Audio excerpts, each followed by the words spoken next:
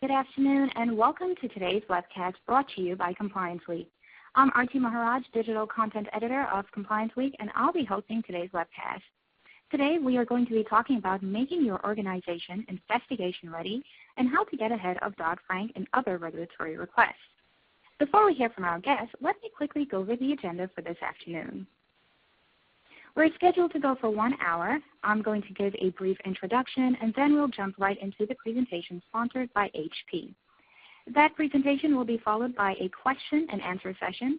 Your questions will be kept confidential and anonymous, so please don't be shy. You can ask your question at any time using the Ask a Question function on the left-hand side of your screen. And if time permits, I'll post them to our guests at the end of their presentation. After the Q&A, I'll wrap up the webcast.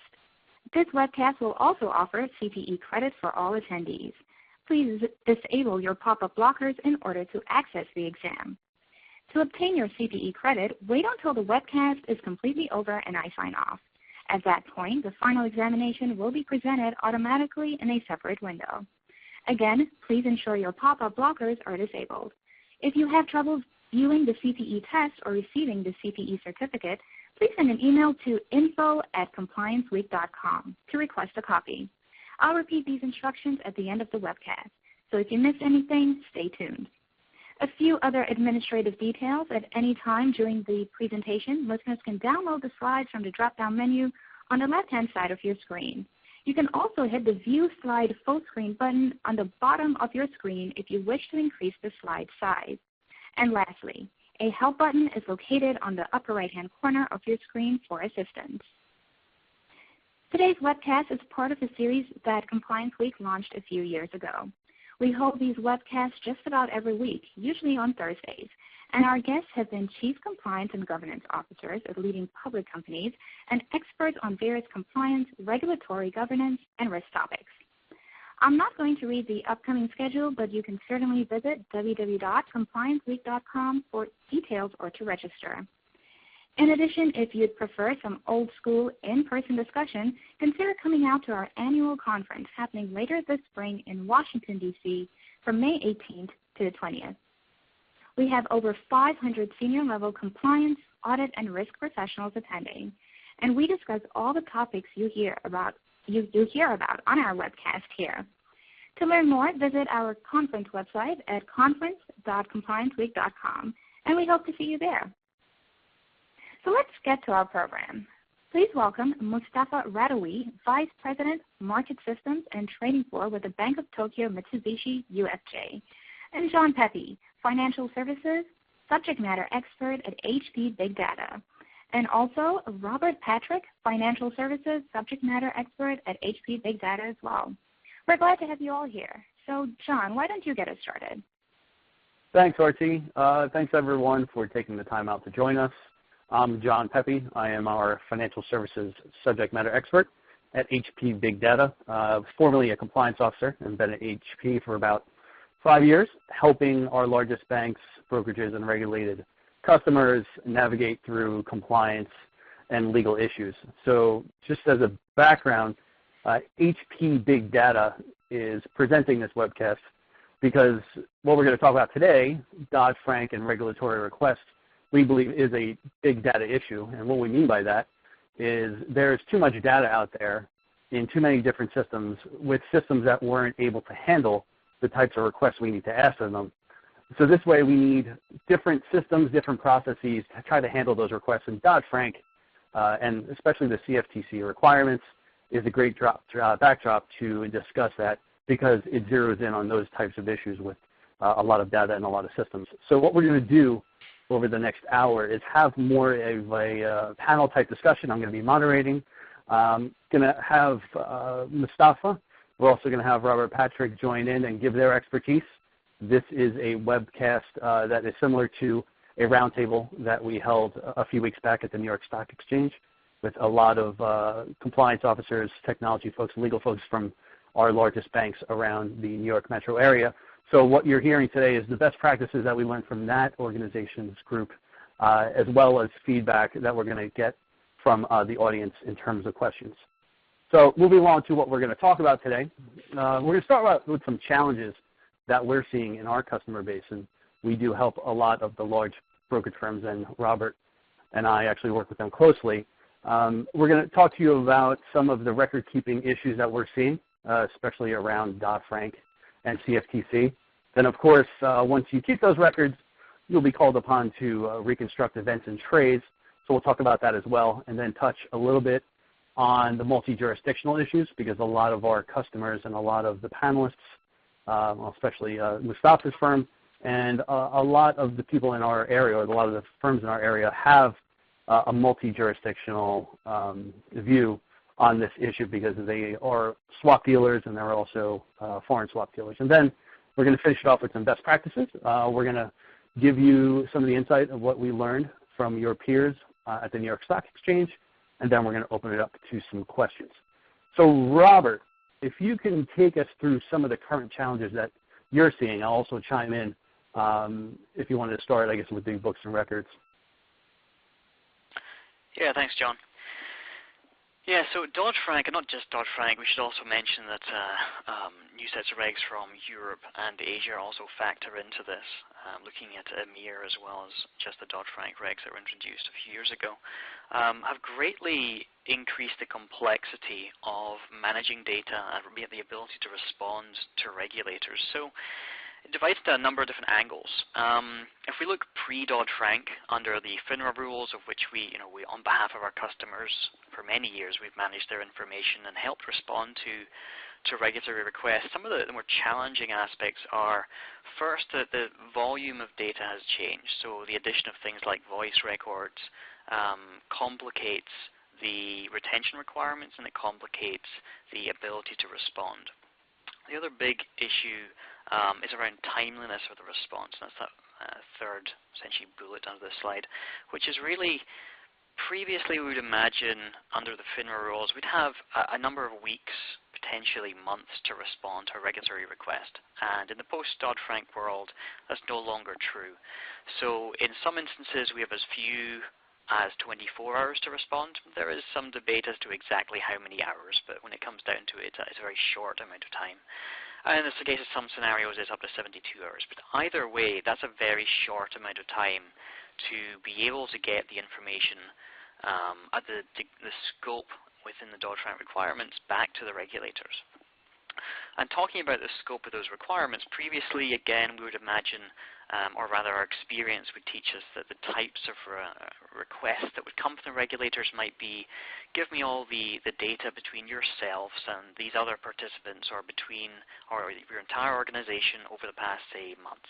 Give me all your email, give me all the corresponding information that corresponds maybe to this e-discovery style request or contains any of these terms. Those are the style of requests we were used to. Going back 10, 12 years, that's the style of request we receive.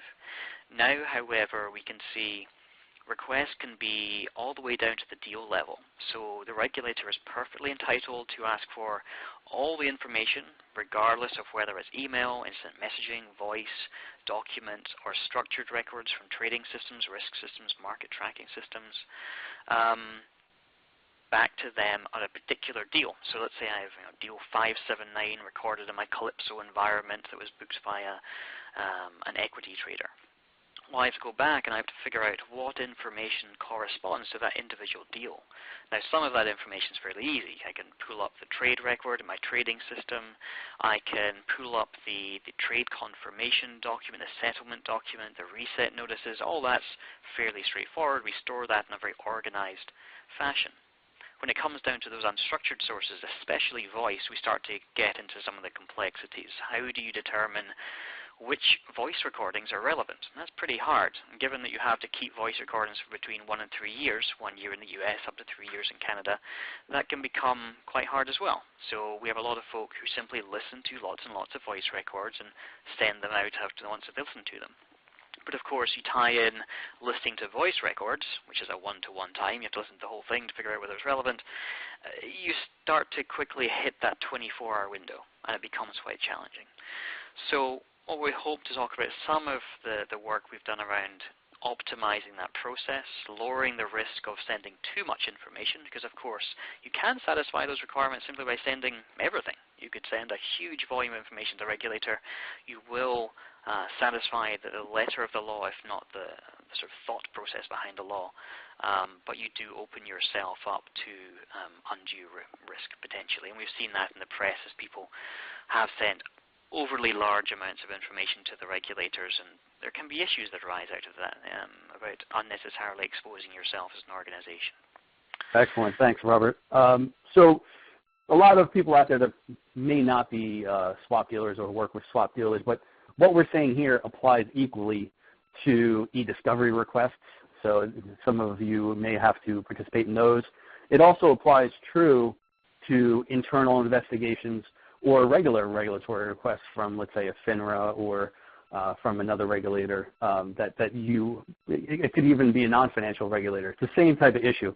What we're trying to talk about is governing your information, trying to give you our perspective on implementing the systems and the processes to provide a better context or greater context and try to reduce the time and cost in producing information for either e-discovery, regulatory, or the internal requests themselves. So I think we'll step over to some of the record keeping. This is where all the core of our systems are using different types of information for later use. The big question is, once I have all my records in place, what do I do? But before I even get there, I need to make sure I have what I need. So Mustafa, what perspectives can you give us on storing information based on transaction and counterparty? Yeah, how is the Bank of Tokyo doing things like that? Thank you, John. If you can go back to the previous slide, I want to chime in a little bit before I answer your question on the current challenges. The way we looked at it from our perspective here at the Bank of Tokyo is we categorize them as such is first, like the retention. As you know, the records is dispersed across multiple systems. And what we've seen here and what's the challenge across the whole financial market is silos. You have a lot of silos because basically we weren't dealing with just complex and convoluted requirement as the record keeping. The other things as well is the searchability and retrievability of these records. So from other regulatory requirements, it was easy. You would have a few task force and they don't have to do anything. There is also the readiness and accessible, classification, categorization of the data, and also putting these things in perspective is collecting all those things and go through the life cycle of a trade, and you have to identify the records for the pre-execution, execution, and post-execution. And what we found is it's time-consuming. It's almost impossible to comply if you don't have a centralized big data system that can aggregate all these data, and it makes it available for you where you can do all this classification and search and make sure this data is ready for you rather than going multiple silo systems. Well, you would have to create task forces for each system you have.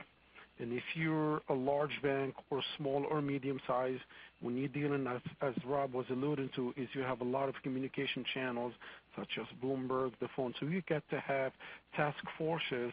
They address those things, and they have to be a subject matter on those things.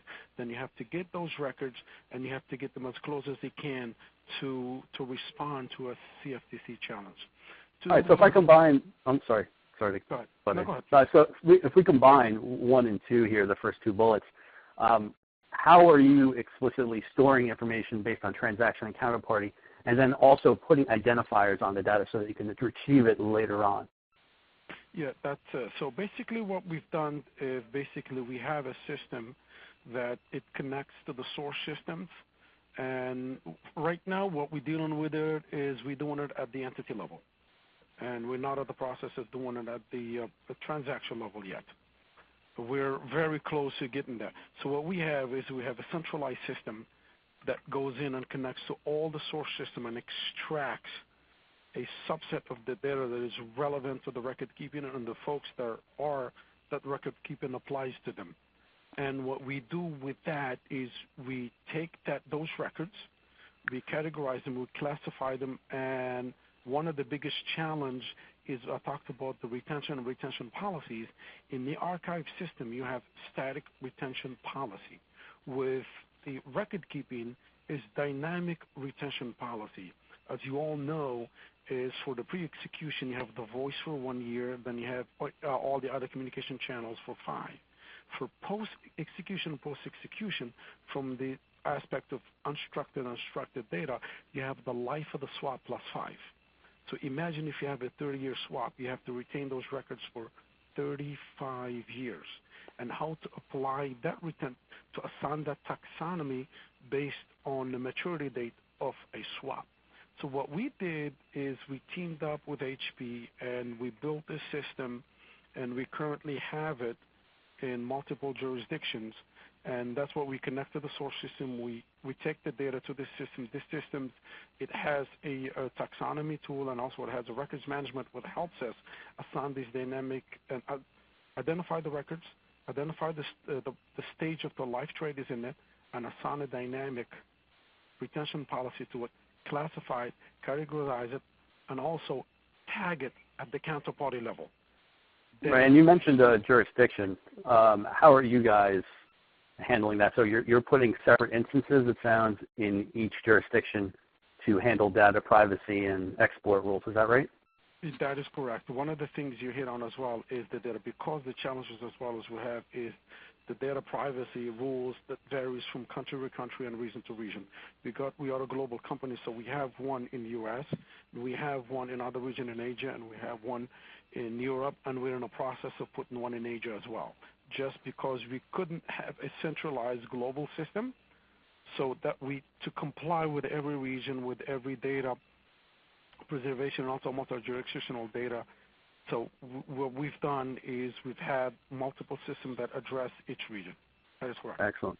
Excellent. So to tie up record keeping, because record keeping is central to everything else that goes downstream, how are organizations, and this is more of a best practice and almost like just trying to guess what the best practice is, how are we tagging data for later use when we don't have all of the pre-trade information? So if the USI doesn't exist at the time the communications are existing, how do we retroactively tag that data? And the reason why this is important is because what we're seeing, and this is based on our position in the industry and in the market, is that more types of regulation that are going to be coming are going to require context, and we're seeing it with the SEC and FINRA as well. You'll be asked to keep records and tie them to different events that haven't even happened yet. So Mustafa or Robert, how can firms tie back some of this data to a time when we didn't know how to associate it? Well, I think before we go there, it might be useful to understand why we'd want to do that. So as well as responding, think about when we're responding in a timely fashion to the regulators. So you've got the 24 hours and 72 hours to respond to a request. That's pretty manageable if you're responding to something where you understand the context of the request. So let's say a few months ago we booked a deal, we bank X with our customer, and we are being asked to provide all the information pertaining to that deal. So all the emails, IM, voice conversations. And if you look in many existing firms' infrastructure, what you'll find is a manual process that kicks in, where they go and they interview the trader, and they interview the salesperson, the marketing person, the trading assistants, and the operations people, and they say who were involved in this process. And then they go to the directory services and they say who is that person's manager and this person's manager and who are their typical teams. And then they go to their discovery system to mine through that information, and they add all those names of those participants, and they get all the emails and IMs over that time frame. They narrow down the data set, and they give it back. Now, that's laborious A, but the more important part there is there's a manual aspect that requires the context of what happened, the context of that trade to be maintained. And now it's maintained in people's heads in that case. Now, given what Mustafa was saying there, life of the trade plus 5 years, that's how long we have to keep this information for now. And the requirements don't go away. We still have to respond in a very timely fashion to requests from the regulators in 20, 30 years, which is kind of terrifying in many people's minds. Because what that means is in, let's say, 10 years' time, it's highly unlikely the people who are responsible for that trade or any aspect of that trade still work for the organization, or highly unlikely they remember anything about that trade. And yet we have the same responsibility to provide that information back within that time frame. So when we are collecting the information, let's say collecting the emails and the IMs and the voice records and everything else, we need to also store the context around what was happening at that time. So we need to tie in those emails with the trade records. We have to provide our future selves with the context and the information that surrounds the key records in order to be able to, in a timely fashion, respond with, I understand what this request really is. I understand who at that point in time was involved in my organization that way. What was this legal entity I was doing business with, and what trades was I doing business with at the time? So to do that, we've come up with this tagging strategy, which is where every time emails fly in and out of the organization, we look up against a database and we say, we understand these emails correspond to this legal entity that's registered as a swap dealer or registered as a major swap participant, and I understand the context around what's going on there. In the future, we also then want to tag all the way down to these emails correspond to these candidate trades. Now, we don't expect to get this perfectly designed where every email that goes out, we exactly know which trade that corresponds to. The job is to understand these are the candidates. These are the most likely corresponding trades. So our future selves can look back and say, when I asked the system for all the information pertaining to deal 579, that's a manageable process. Without understanding what Deal 579 even was or who was involved in it, the system will give me those answers back from a records perspective, and that's what's so important. Mustafa, anything you'd like to add to that? Yes, definitely. So one of the things that I talked about with the system that we have probably put us in a lot better position than a few other firms, and probably most of them, is basically its time and the counterparty. So what we've done when we were working is we want to understand the desk workflow.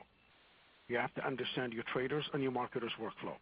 So we've identified that the marketers' workflow is the most complex and the most cumbersome one and the headache one.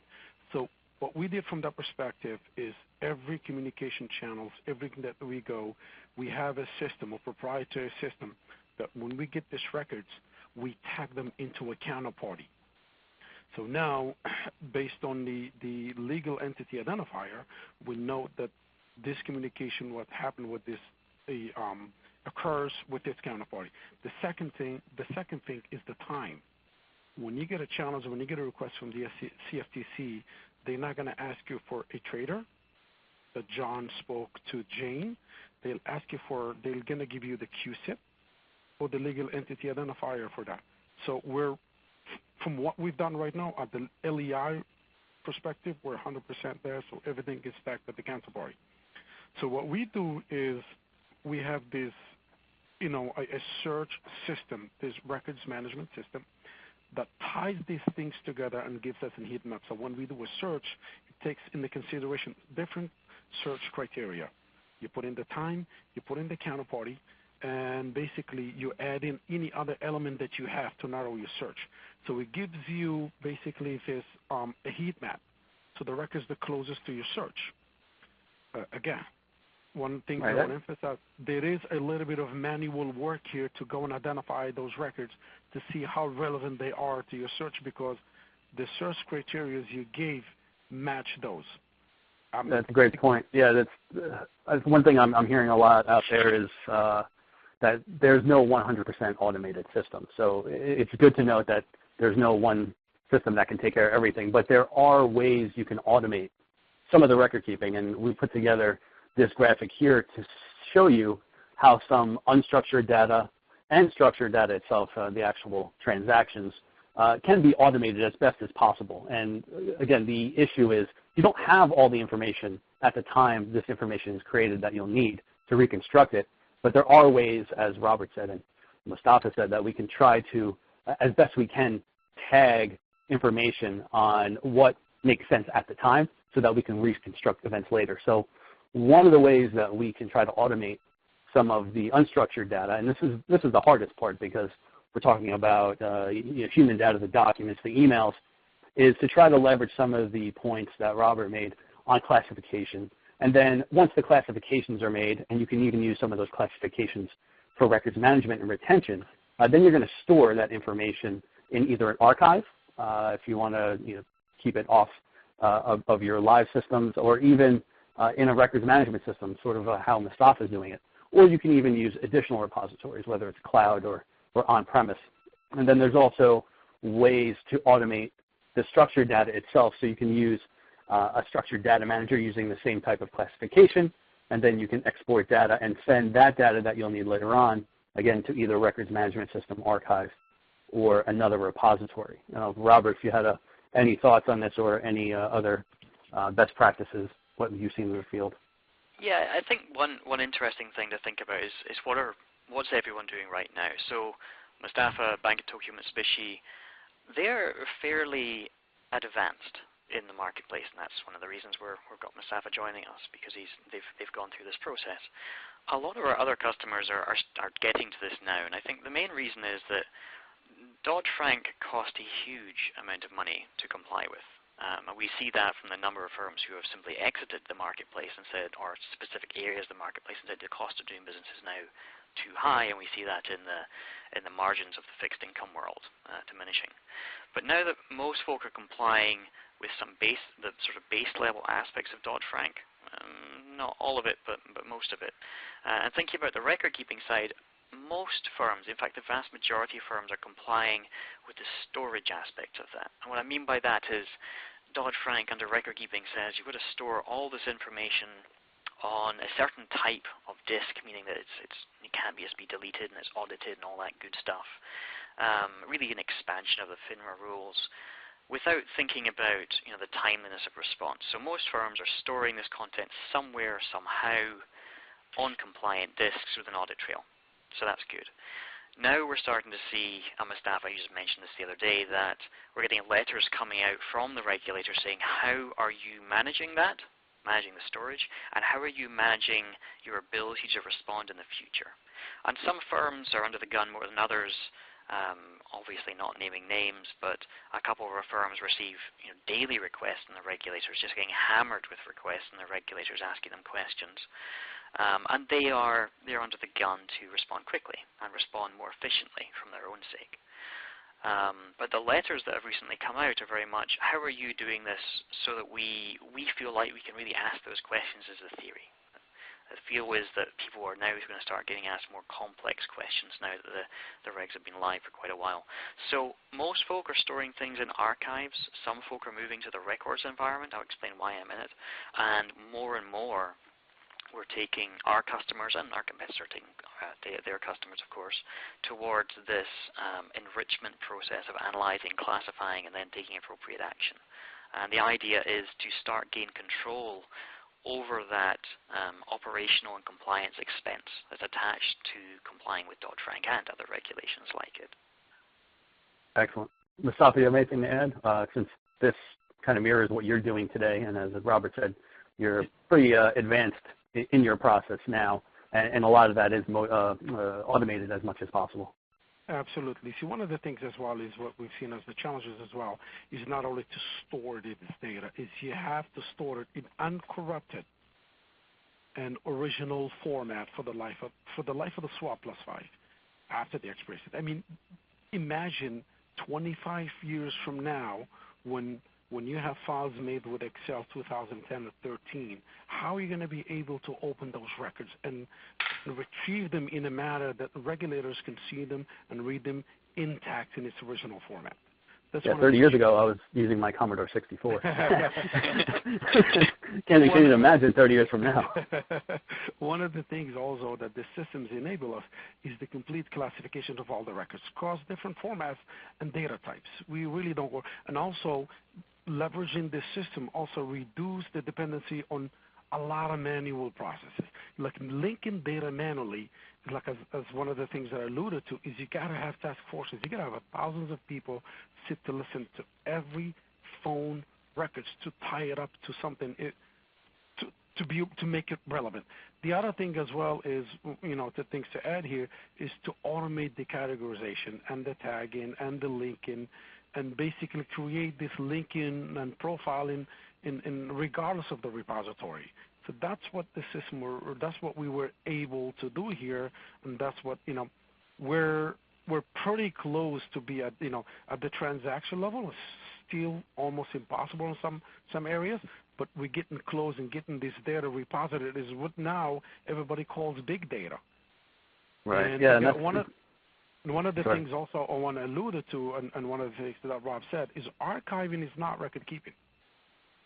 Archiving, when you archive the data, you are not record keeping. You are not complying with Dodd-Frank, because archiving, when you do it, you basically complying with the SEC, the FINRA, the FADs, and all these regulations. Record keeping is different because you can't keep records or age data beyond its retention what you needed to hold it for. Right? If, for instance, for the pre-execution is 1 year, after 1 year you can get rid of those WAV files. But in archiving, you might archive it longer, and it could eventually end up hurting you in the long run. So to us, what we looked at is, the return on the investment. Because if you get hammered by the regulator, you get fined, there's reputational damage on the market. Your name will be all over the place. So we looked at, spending and automating this, or wait for something to evolve from the market and do what everybody's doing. Just store data, keep it there and indefinitely, and hope for the best.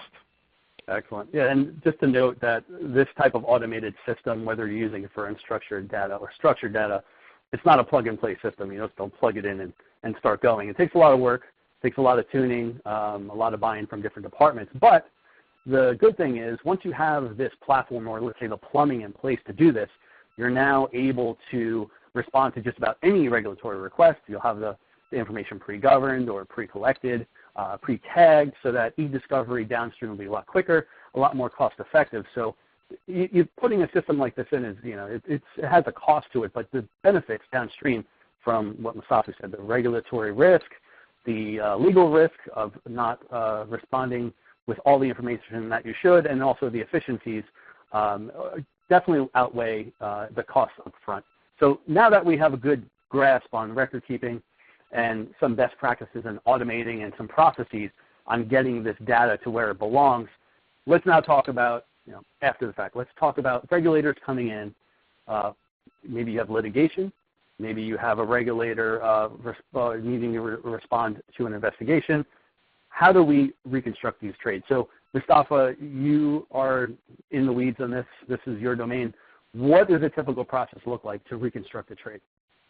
So basically, what we do is we've done some mock drafts, as you call it, or mock processes. What you do is, what we talked about is, when you automate this process of reconciling the data, categorizing it, and tagging it at the counterparty level, so you start searching for data that's pertinent to that trade. So what we do is we have a group that act as the regulator. They issue a challenge for a trade with specific counterparty. So we go through the unstructured and the structured data. We collect the data, and we start using the records management. We start looking into the searching and fine-tuning the data. And we go through basically the life cycle of the trade. Then you start associating any pertinent records, and you go from, okay, this trade was happened between 9/01 to 9/03 on a specific date with specific counterparty. You get all those thousands of records or hundreds of records you have in the system searches for it. By the way, we don't do it manually. And we go, then it creates this heat map. Then we start identifying the pertinent records. Again, there is some manual aspect where you have to go into specific certain records, look at them, and check them, make sure they're relevant to your search. And basically we get to the closest as we can to that trade. And that's important. So the idea of these heat maps, if I can maybe explain that a little. If I was talking to one particular customer a couple of months ago, and they had an issue where last year they had responded to regulatory requests, sent two different sets of information pertaining, as it happened, to LIBOR. And as part of that, they had missed certain records. Now, the records they'd missed showed up because, be it the nature of LIBOR, the regulator also got the other corresponding records, as in another firm sent them all their records as well, and they found there was a mismatch. So let's say there was, I'm not going into detail about what it was, but let's say there were some instant messages missing or some voice recordings missing. They could see from one side of the request they'd made to the other firm, those were definitely missing. Now, the regulator had the information and they were able to come back and it was solved. However, it was extremely embarrassing for the bank in question, as they had said legally, yes, we're responding, this is all the information, this is everything you asked for. And they'd accidentally done that wrong. So it's not only embarrassing, but it's also, it gets the attention of the regulator. So the response to the regulator is, well, if we can't trust the data we're going to get from you, now we're going to have to ask you more questions so that we're sure that your systems are up to snuff and your processes are up to snuff. So they have now increased the number of questions they ask that firm, which of course increases the stress the organization's under, increases the cost, and increases the pressure. So it's lots of issues around that. So the heat map that Mustafa is talking about is the guidance the system gives. It's the way of saying you've searched for all the information pertaining to bank X to bank Y over this time frame pertaining to a swap option executed thus. And you type in all those characteristics, and the system will guide you saying, this set of information over here, we think this bears investigation. So the heat map will illustrate that set of information a certain color. And that says, you should go over, look at here. You can either say, nope, that's not relevant, or yes, it is relevant.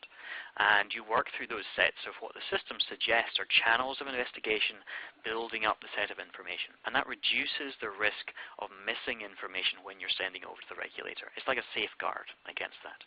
Does that make sense? Sound right, Mustafa? You agree with that?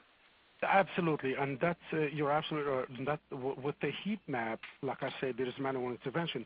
Is you start doing the process of elimination. The best of your knowledge, though. So you do the process, you look at records and you see if pertaining to that, then you start eliminating records, and it gets you as close as possible. As you can hear, I'm not saying perfect 100%, but it gets you the closest you can to the search criteria you put in.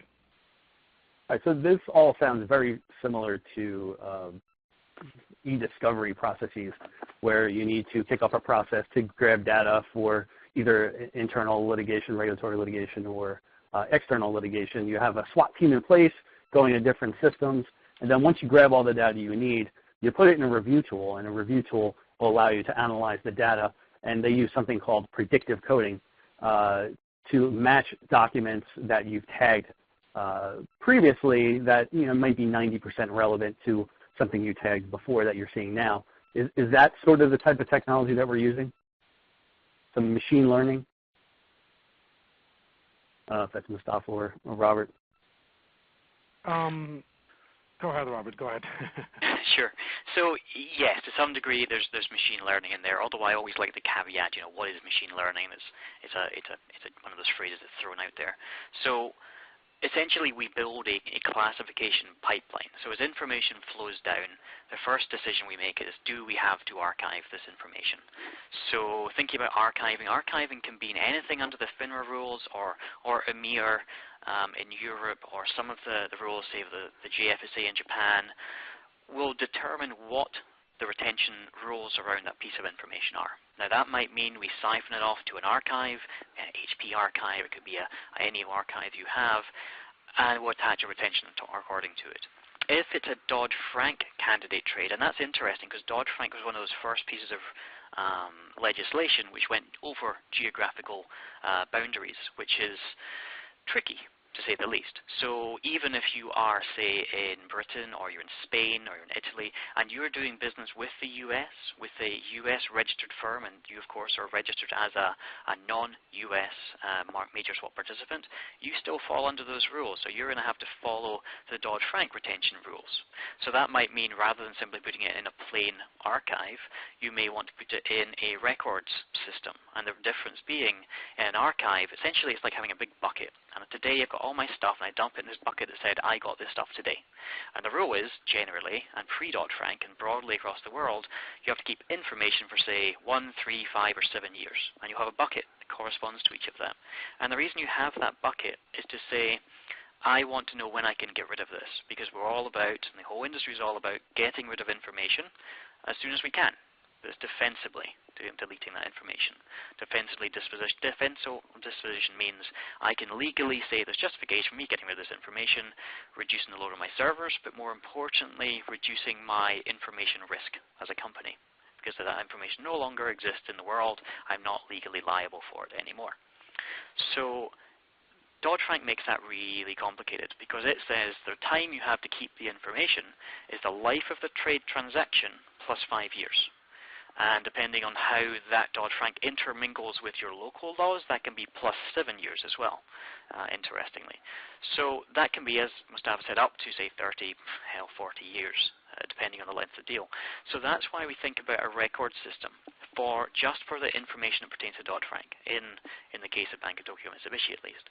So we do that because we can have a really fine-grained retention against that information. So rather than putting it in the 1, 3, or 5-year bucket that I would in the archive, I have to point to the trade and say my retention period is married to the maturity or the termination date on the trade plus 5 years.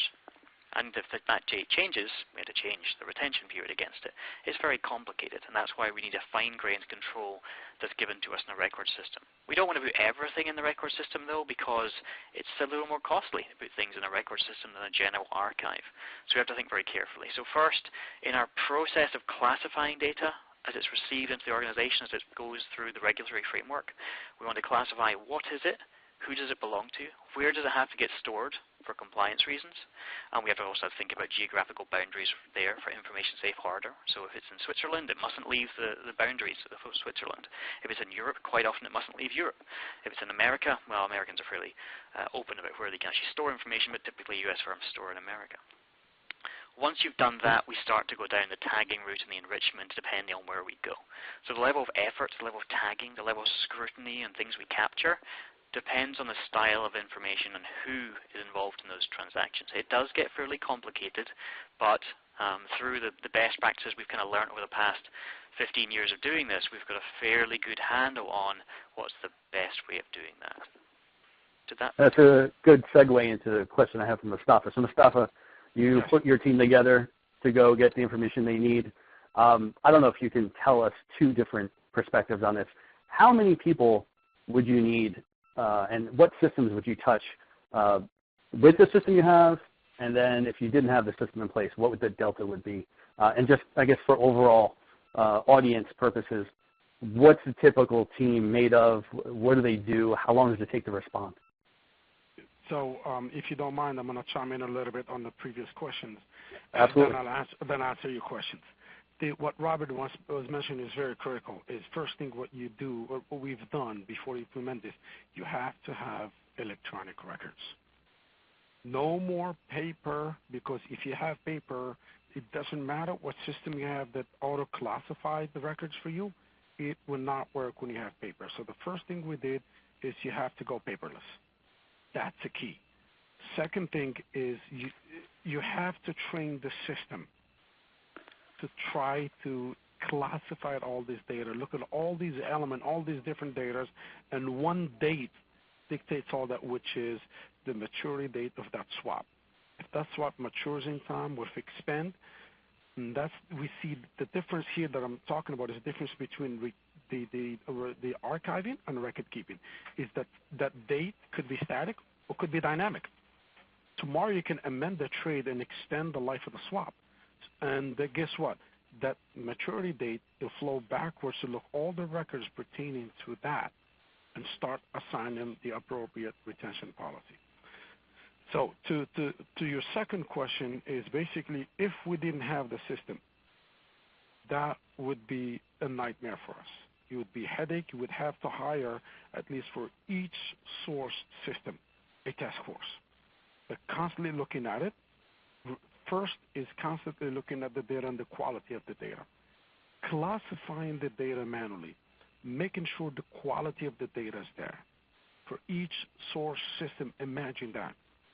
With a global bank like ours, when you have phone, you have Bloomberg email, IBs, exchange emails, dealings, RMs, the social media, other means of communicating to your customer, you have to track each source becomes a silo. So you might end up with over 20 silos and 20 task forces to tackle those things. The cost of that in itself, it's humongous. I can't even think about it. If that was the case, I would have gone right away and hired and become a consulting firm just for Dodd-Frank, and I would become billionaire literally in a year or two. Yeah, I missed the boat on that one too. Yeah, we would be rich. We'll be in the Shark Tank. Yeah. So what lessons did you learn in your trade reconstruction process? So I'm sure you guys got better as time went on. You did one thing one way, or you put it on paper to say, hey, this is our procedure, this is our process. And then the first time you executed it, did you change anything? What changed? What made you change?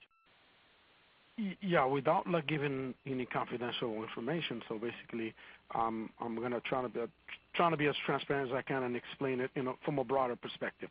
So basically, there's a lot of lessons learned. First, like I said, is make sure we have all the electronic records, nothing is paper. Second thing, we started looking at our source system and enhancing our source system and adding fields and bulletproofing and ring fence our source system so the data comes in is very accurate. Second thing is not one of the things that we learned, we never rely on the traders on the human aspect of it. What I mean about that is you hire traders, they leave. So you never want to base your search or any plans that you have or reconstructing the trades on a specific name, right? So, and also the geographical look from the sense of, our headquarters is in Tokyo, then we have other branches they're spread all over the place. So you have to get data from different sources. Looking at, sorry, go ahead. Yeah, so I wanted to just comment on the point you made, don't trust the traders. I'm hearing some customers propose to how they do the retroactive tagging. They're making traders tag their communications with the counterparty. How's that working out, or how would that work out? Well, the first thing they tell you, get the hell out of my face. Yeah. I'm here to make money, not to start. If you want somebody to write, might as well go in and hire a technical writer. They are, anytime you take away from the traders, when you start overburdening them with these processes, you have to do this, you have to type, you have to tag. And the challenge with that as well, when you tag those, for instance, full records, it's how you're going to extract that information, because if you extract it as a record, it's not a WAV file. It applies, the retention policy is the life of the swap plus 5. Versus when you have a WAV file, it's only 1 year.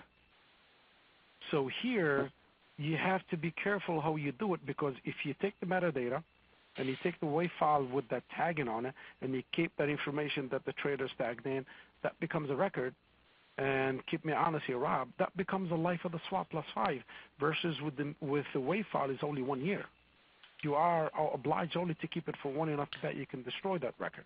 Depending on your jurisdiction. So, for example, if you're in Canada, it's actually 3 years as opposed to 1 year. Exactly. So, but if you have the record, of that metadata that it's you tag and you're writing, it's the life of the swap plus 5. But if you're generating a text interpretation of the audio just for purposes of storage and retrieval, does that not fall outside the spirit of the rule, where text documents would be kept, such as materials, proposals? I think there may be a blurry line, and we'll have to wait to see the enforcement actions, of course. But something in me says, that's not the spirit of the regulation. Well, there were a difference of opinion about 18 months ago about this. So you've got your voice record, and then let's say you transcribe that. And for folk on the line, that's if you take the voice record and I run it through some software to do voice recognition, which is something we do in e-discovery and all sorts of things all the time to try and understand the context around the information. And the question was, does that mean that's just metadata, the text that's generated, or because it's text, does it then fall under the other set of rules, which are to do with instant messaging and email? Does that itself create a new record? And we had one of the exchanges ask that question of the regulator. Now, the regulator came back and answered the exchange publicly in a letter, but I haven't seen an explicit statement in the general case. But the answer was, no, that forms part of metadata, and you wouldn't have to store that for beyond the voice of the record. Now, don't base what I'm not qualified to give legal advice, of course. So if you need clarity on that, go to your own law firm or corporate legal department for advice. But that's what the latest was. Excellent. Yeah. So we talked a little bit. John, sorry. So from our perspective, the way we looked at it, and we've spent so much money on it to basically elaborate, and from the legal perspective, so we took the safe, because again, what we've done is within your voice system, you have enough metadata to articulate or electronically understand from the information you can tag it to Counterparty. Really don't need the traders to add that, because you have the call from to, the caller to, you have enough information to tie that record into a Counterparty. Once you tie it to a Counterparty, you solve 50% of your time, plus you have the time duration and time when that call was made. Therefore, you have the time. Remember, we talked about the time. When you reconstruct the trade, you have the time and the Counterparty. So at least about 75% of tying that up, that helps out. Excellent. All right. So in the interest of time, we want to leave enough space for questions. We have about 9 minutes, 10 minutes. So I'm just going to put up a slide of what we will propose as architecture based on what we were just talking about today, and then as a backdrop to that, we'll take some questions. RT? Sure. Excellent presentation. Again, that was Mustafa Radoui, Vice President, Market Systems and Trading Floor with the Bank of Tokyo Mitsubishi UFJ. And John Pepe, Financial Services Subject Matter Expert at HP Big Data. And also from HP Big Data is Robert Patrick, Financial Services Subject Matter Expert. If you'd like a copy of the slides just presented, you can download it from the drop-down menu on the bottom left-hand side of your screen. So let's move to the Q&A part of our session, and I'm going to throw these questions out to you in no particular order. And the first question is, we are not a U.S. company, therefore not required to file the SEC report, but we have responsibility to report to our U.S. customers. Do we still need to follow their archive requirements? So yeah, I can take this one. This is Robert. So again, not a lawyer, not officially qualified under U.S. law to give legal advice. However, in our experience, yes, you are required to archive that information. If you are working through, let's say your customer is, say, a registered major swap participant or a swap dealer, then there would be a pass-through where they have the responsibility, but you have the responsibility to provide. If you're classified, however, and you do enough business with these style trades to be classified as a major swap participant or a major swap execution participant, and you're not a swap dealer, then you do, even though you're not a U.S. firm, you are still obliged under U.S. law to comply with the archive requirements. And that's one of those interesting areas where Dodd-Frank starts to reach over geographical borders. We interestingly see the same thing with EMIR in Europe. It also reaches over geographical borders. And there was a recent agreement, and I think it's part of one of the trade agreements being negotiated right now, where you can either classify as an EMIR-based trade or a Dodd-Frank-based trade, and there's a rule to the handoff as to which set of rules manage which. It's a bit complicated, frankly, and it's beyond the scope of what we're talking about here, but there's lots of great advisory firms out there that can guide you through that. One thing, Robert, I would say, if I may, is I would not say archive the data, record keep the data, please. Yeah, that's fair. Yeah. Okay, Great. RT? And the next question, maybe John, you can answer this question. What is the impact of email as information that may not exit your company's server, may be located outside of the organization? I think if I have the question right, it's what do you do with email that's not on the company server, or it is on the company server but outside the organization? Exactly, yes. That would fall into the jurisdictional issues that we talked about before. Each jurisdiction itself will have some sort of books and records policy, just the way that the U.S. does, where you'll have to keep information for a certain amount of time. I don't know if Mustafa would have insight into this. Does the record-keeping requirements and the jurisdictional issue, is it ruled by the company's procedure and policy, which will have to be over and above what the regulators in that country would warrant? Is that right? Since you are a multi-jurisdictional bank? To the best of my knowledge, yes, it is. Okay. Basically, so that's how you do it. If it doesn't exist in your organization, the only thing the challenge that pose here is if there is a challenge from the regulators or from the customer itself that they have an evidence you don't have, it puts you in a spot where you have to defend yourself, where you say, well, I don't have that, I can't answer that, but I have the evidence that this occurred at this time, and this is the price we asked for, but you priced me differently. Yeah, I could see that getting really messy if people are responding on BlackBerries or cell phones. If God forbid people let that happen, but then you have to grab all that information and put it into context with the trades and transactions. All right, so and to be clear, the rule doesn't really care about how that communication happens. So that if communication happens internally to your company talking to a customer, or whether you're internally chit-chatting about a deal, it's still a company record. That's the important thing here. So let's say you have, for internal purposes only, an instant messaging system or an email system is only for internal. And let's say you choose to use Gmail for that. You have to archive that Gmail server. Even though you're not hosting the data, even though it doesn't go outside your firm, you do under this set of laws, and this is a set of laws pre-Dodd-Frank, this is under FINRA laws, you have to store that information in an archive under the record-keeping rules or record system. Yeah, that's a good point. All right, great. And the final question, and this goes out to the entire panel. How are firms handling voice communications for record-keeping and tagging purposes? As you know, opinions differ as to whether speech-to-text raises retention requirements. Yeah, we just answered that one. We're kind of on the fence about it. There's either the camp that says it's metadata and therefore it stays with the life of the audio itself, or it could be a regular unstructured piece of content that would be 30 years plus the life of the swap. I'm sorry, life of the swap plus 5 years, 7 years. We could probably squeeze in one or two more. Great. So the next question is, besides learning from enforcement actions, and again, you all touched on this very briefly, how can compliance departments ensure that their processes and systems are adequate? Yeah, I'll take that as a former compliance officer. So I was around when FINRA enacted their supervision program or program rules way back when, and people didn't know how to ensure that they had everything right.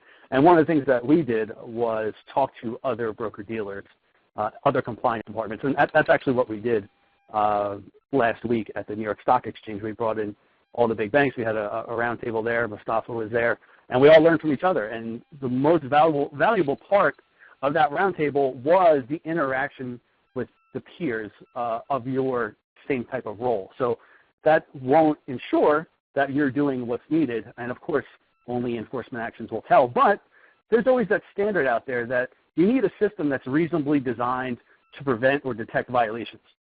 As long as your system is reasonable, and how you determine reasonable is definitely dependent on the business you're in, transactions you do, your prior enforcement issues, and also, more importantly, what are other firms doing? So if you are at a standard that's equal to your peers, then that's reasonable. So that's why interacting with your community is probably the best thing I can definitely suggest.